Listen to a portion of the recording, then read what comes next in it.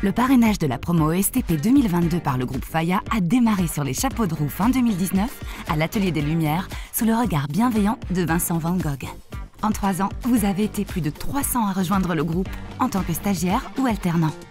Il faut dire que chez Faya, il y a de quoi s'occuper.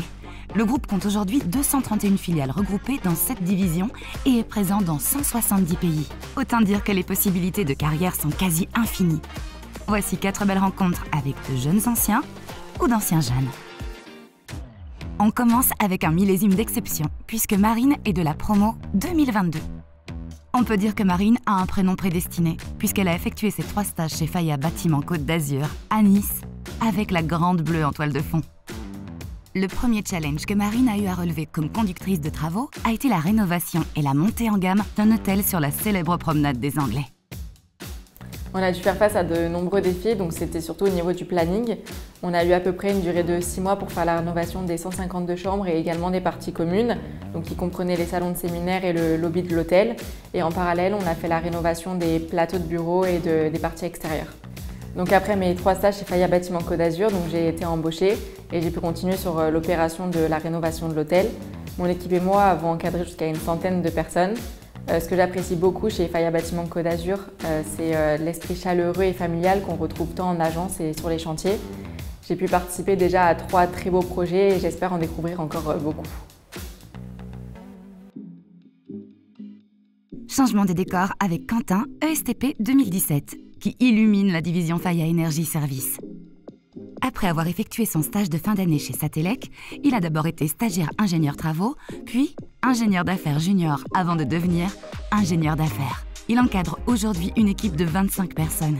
À son actif, de nombreux projets liés à la transition énergétique, comme l'IPVF, l'Institut photovoltaïque d'Île-de-France, l'un des principaux centres français de recherche dans le domaine de l'énergie solaire photovoltaïque.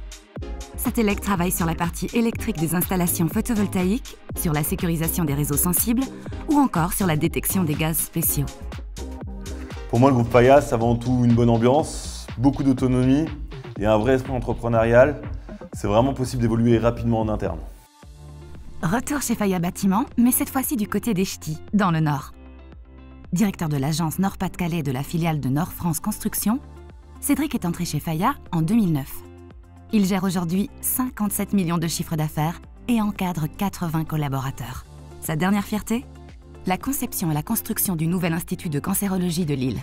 D'une surface de 7000 m², ce bâtiment de haute qualité environnementale accueille des laboratoires et des salles blanches ainsi que des bureaux. Il a été conçu par l'entreprise et réalisé en à peine 18 mois. Ce qui est plus marquant chez Faya Bâtiment, c'est qu'il mise vraiment sur les forces vives de l'entreprise et sur la jeunesse. Typiquement, je pense que j'en suis l'exemple le plus frappant. À 35 ans, on m'a quand même confié les rênes de l'entreprise et du conducteur de travaux au directeur d'exploitation, le plus âgé n'a même pas 40 ans.